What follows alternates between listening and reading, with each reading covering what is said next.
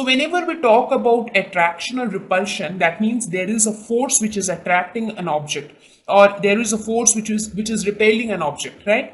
So now we will talk about that force. So that force is nothing but the electric force, which arises due to the electric charges. So now in the first step, we covered studying about electric charge. Now we will study about electric force. So to talk about electric force, the first thing that we will talk about is the Coulombs law. It is a law which tells us how the electric force would be between 2-point charges. So this law was named after the scientist who discovered it, that is Coulomb. So this law states that force between 2-point charges. What are point charges? Point charges are the charges whose dimensions are very small. Charges with dimensions very small. So dimensions are very small compared to the distance between them, right? So Coulomb's law states that force between 2-point charges varies inversely as the square of the distance between the charges. That means, let us suppose if I have two charges, let us say I have two charges, 2-point charges, which are separated by a distance r. So according to Coulomb's law, the force between these two charges is inversely proportional to the square of the distance between them. That means as the distance increases, the force between them decreases. As the distance decreases, the force between them increases. It also says that it varies directly as the product of the magnitude of the two charges. Let us suppose that these two charges have magnitudes q1 and q2. So this force is directly proportional to the product of q1 and q2. So remember, here it talks about only the magnitude. It doesn't matter whether the charges are of positive nature or negative nature. And it says that it acts along the line joining the two charges. That means the force will act along this line, right? Because this is the line joining the two charges. So Coulomb's law basically defined the force which will act between 2-point charges. So according to this, we can say that, let us suppose these are two charges, point charges q1 and q2. If distance between q1 and q2 increases, then the force between them decreases, right? Because right now the force of attraction is less. And this is very obvious also, right? If two persons are very far away from each other, then the force of attraction or the interaction between them is less. Similarly, if the two persons are very close to each other, if the two persons come closer to each other, in that case, their interaction increases or the force increases, right?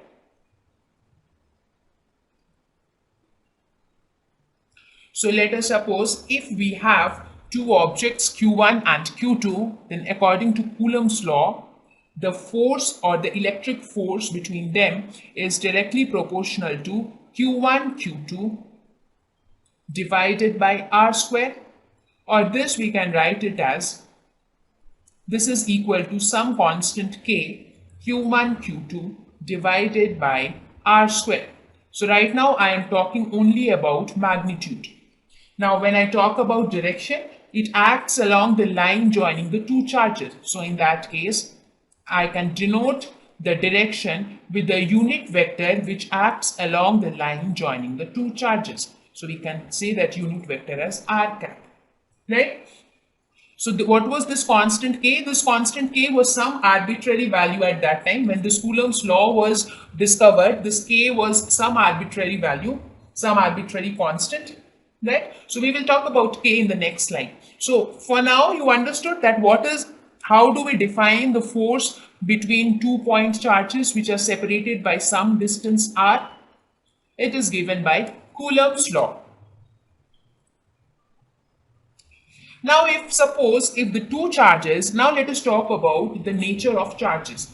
What happens if both the charges are of opposite nature? Let us suppose if this is positive and this is negative. What will happen in that case? The charges will attract. So that means they will come closer to each other if the charges are of opposite nature.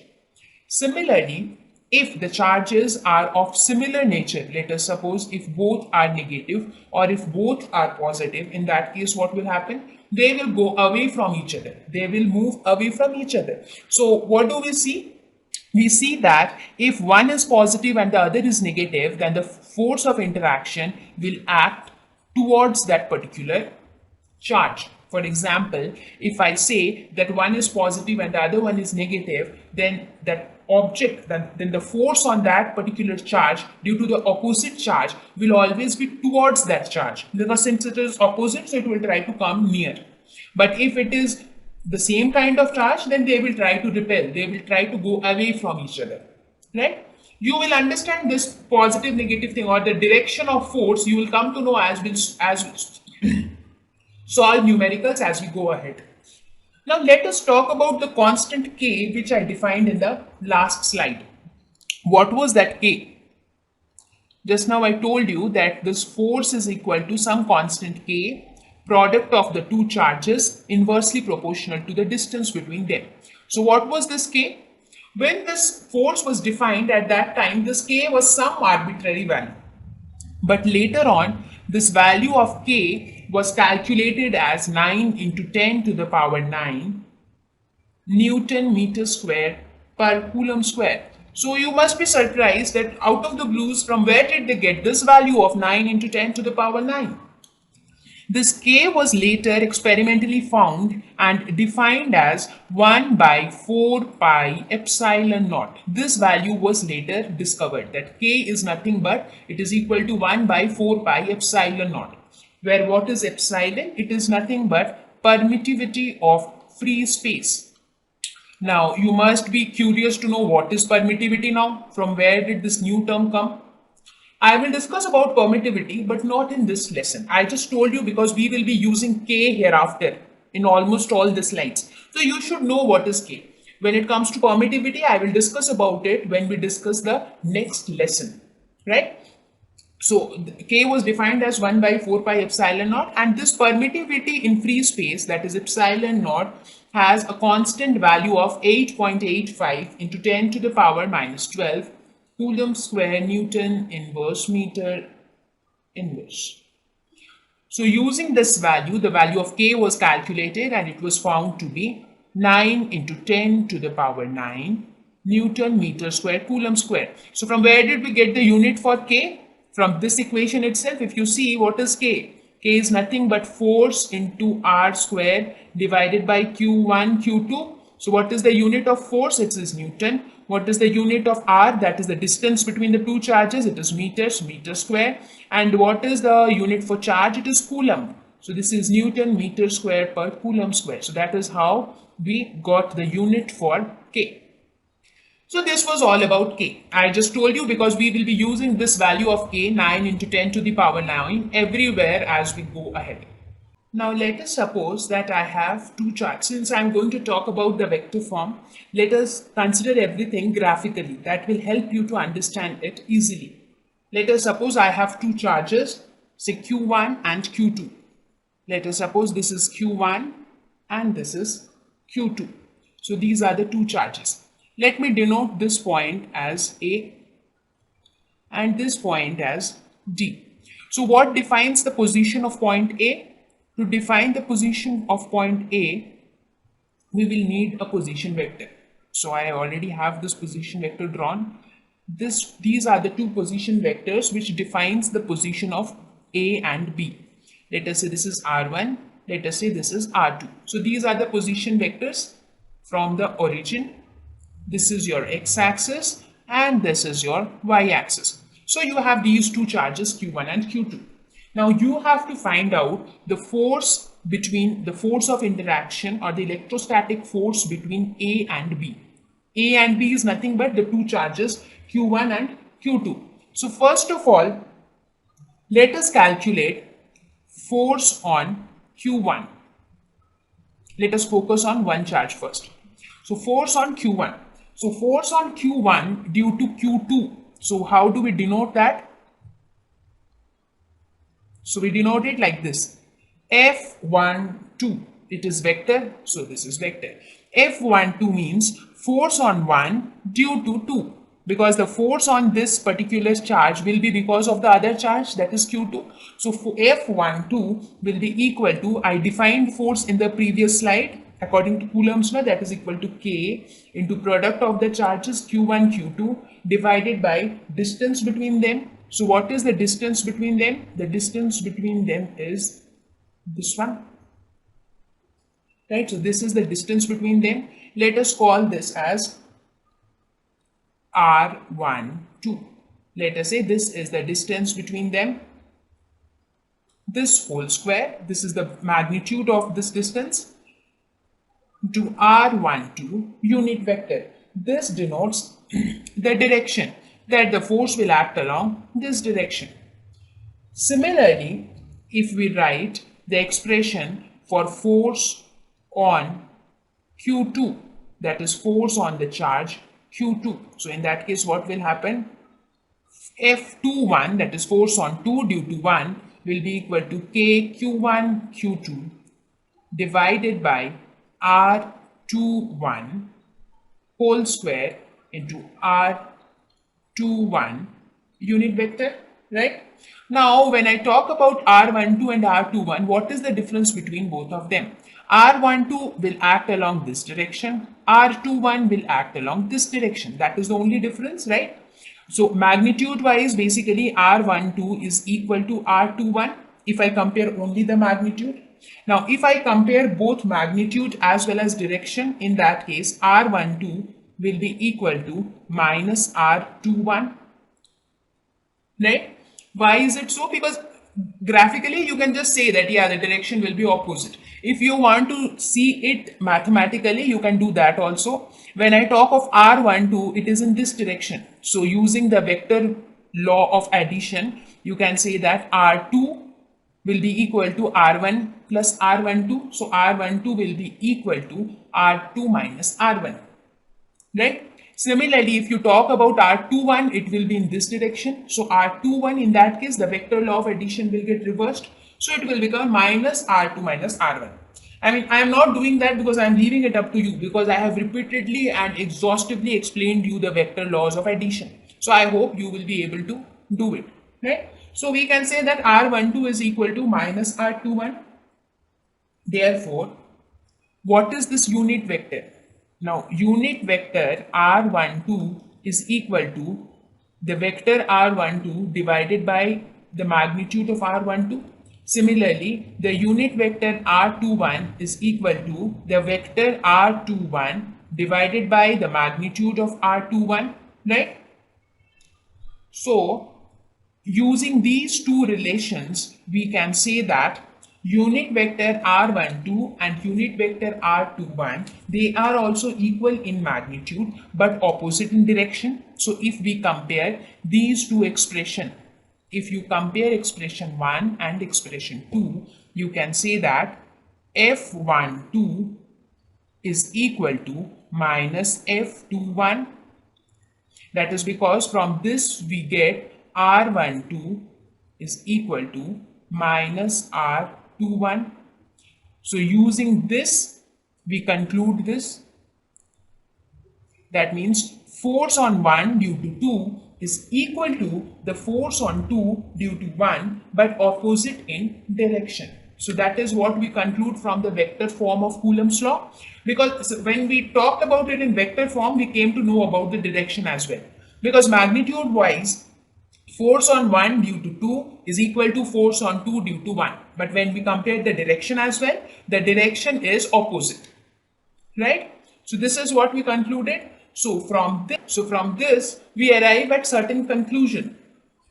The first conclusion is Coulombs law agrees with Newton's law, right? Just now I told you force on 1 due to 2 is equal to force on 2 due to 1 but opposite in direction.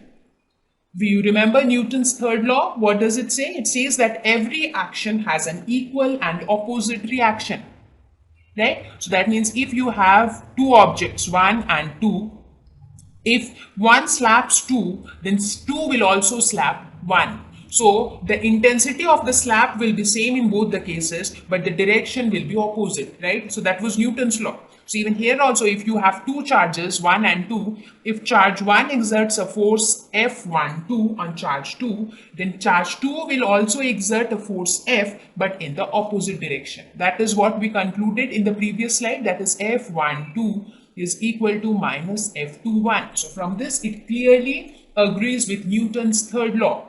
Also, it tells that like charges repel and opposites attract. We already knew this fact, right? Coulombs law also agreed to this, stating that, this is how Coulombs law stated that how efficient or how effective the law is, because it is agreeing to Newton's law, which is already an accepted law. Similarly, it is it is satisfying the known fact that like charges repel and opposite charges attract. How? Let us see that. See, according to Coulombs law, in general, we can write force on any object 2 due to another charge 1 will be equal to K Q1 Q2 divided by R21 square R21 unit vector, right? So let us suppose if we have two charges Q1 and Q2 which has the same nature of charge. That means let us suppose if both are positive in nature. In that case, what happens? If I talk about the force on 2 due to 1, this is my 2 and this is 1 in this case. So force on 2 due to 1, what will happen? Since both are positive, they will try to move away from each other. So the force on 1 due to 2 will act along the line joining them, but in this direction. So this will be the direction of force on 2 due to 1.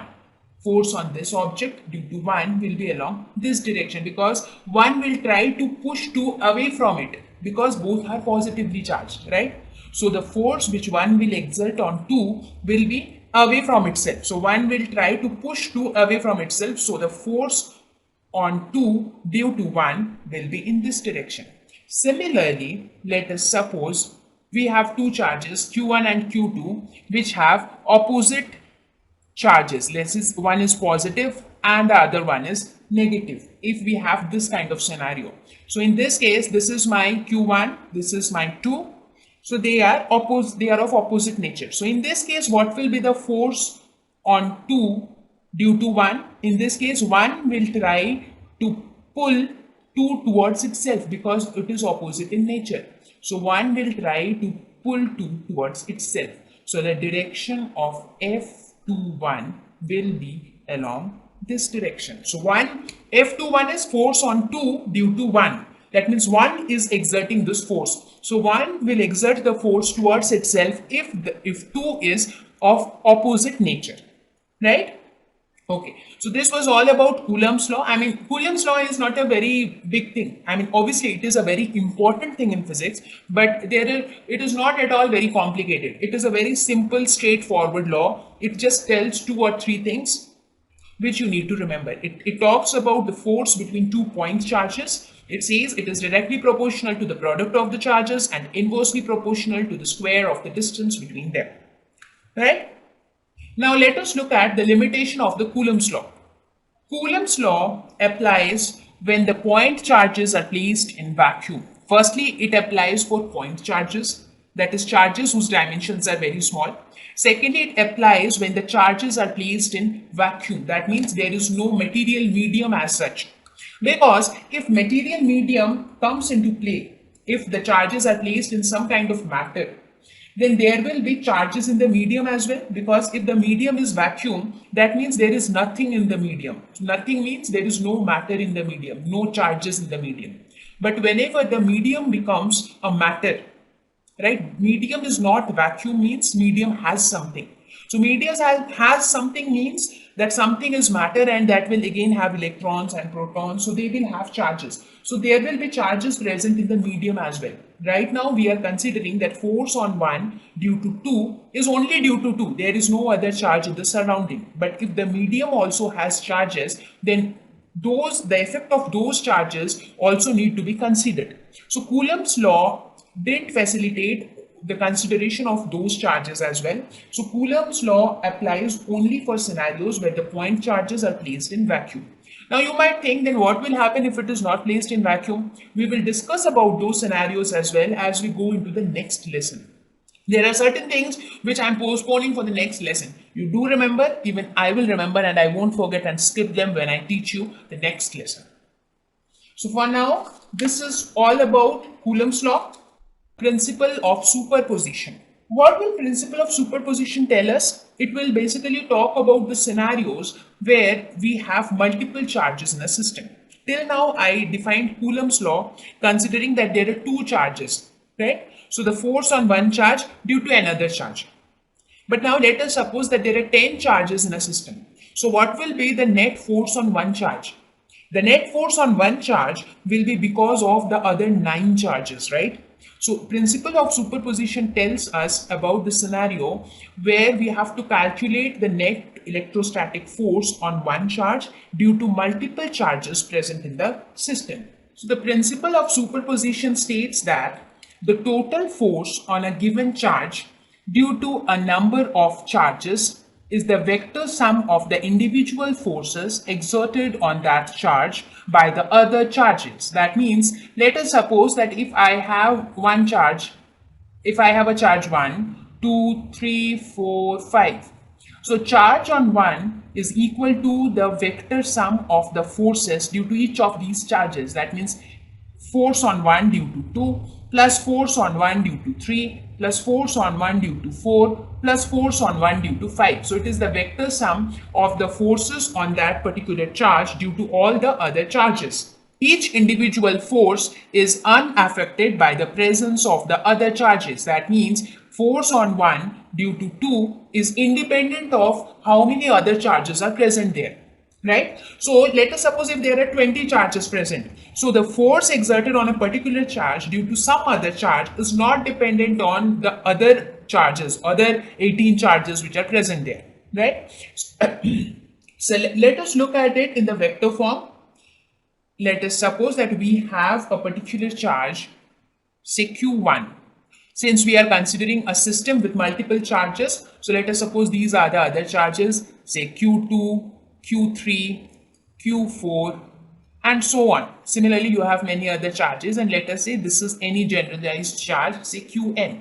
So you have multiple charges in a system, and let us denote their position vectors as R1, R2, R3, R4, so on, and this is Rn, right? So these are the position vectors for each of these charges. So let us calculate the total force on Q1.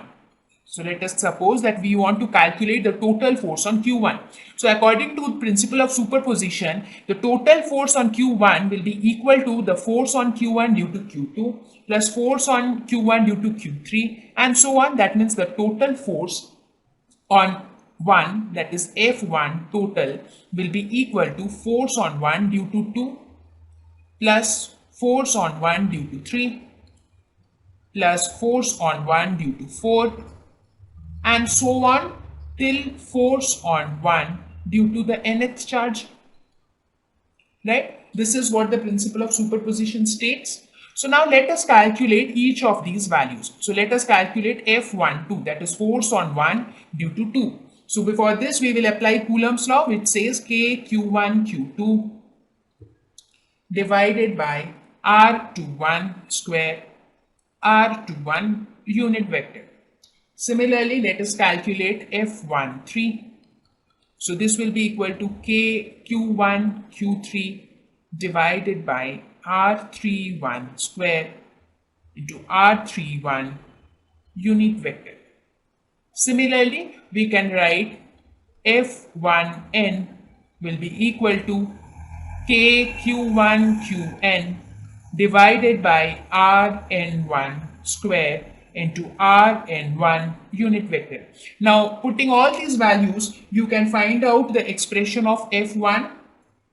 So, what will be the expression for F1? So, your F1 will be equal to K, you can take common. So, inside you will have Q1 Q2 divided by R21 square into R21 unit vector plus Q1 into Q3 divided by R31 square into R31 unit vector plus so on. You go to the nth term, which is q1 qn divided by rn1 square into rn1 unit vector. So this is what you get. So therefore you can write f1 is equal to f12 plus f13 plus so on till f1n. Similarly, you can calculate the total force on Q2. So that will be equal to force on 2 due to 1 plus force on 2 due to 3 plus dot dot dot till force on 2 due to nth charge. And similarly, you can write it for F3, F4 and so on. Therefore, in general, we can say that force on any ith charge, that is denoted by I, that is for any charge Q1, Q2, Q3, Q4 or whatever, is equal to K into summation of Qi, Qn divided by Rni into unit vector Rni. Right? So what is I here? I is nothing but values from 1 to n. So if you see this, we have just written the same expression which we wrote here. This expression only we have written it in general form. So this is nothing but the expression, the concise expression for the principle of superposition. So this expression defines the principle of superposition. Right? I think it is clear to you now, principle of superposition.